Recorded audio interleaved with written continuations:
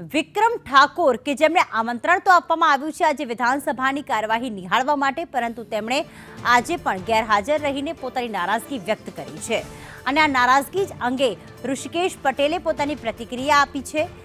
વિક્રમભાઈને વિનંતી છે વિવાદ સિવાય હાજરી આપે, આવતીકાલે અંતિમ દિવસે હાજરી આપે। પ્રેક્ષક દીર્ઘામાં બેસીને પ્રક્રિયા નિહાળી શકે છે, साथ ही लोकशाही समझण माटे आमंत्रण आप्युं हतुं तेवुं ऋषिकेश पटेले निवेदन आप्युं छे।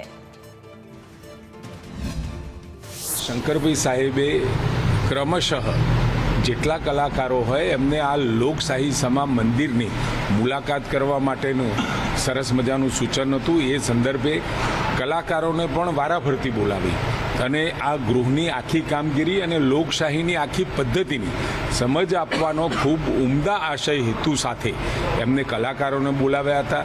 એમાં પણ દરેક કલાકારોને મેસેજ દ્વારા, ટેલિફોનિક દ્વારા એ જાણ કરવામાં આવી હતી। એમાં કોઈ પણ કલાકાર હોય તો એને વ્યક્તિગત રીતે વિષય નહીં, પરંતુ બધા જ કલાકારોને ગઈકાલે ફિલ્મના કલાકારો આવી અને લોકશાહીની આખી પ્રક્રિયાઓ એ સમજીને ગયા અને ખૂબ આનંદિત થયા।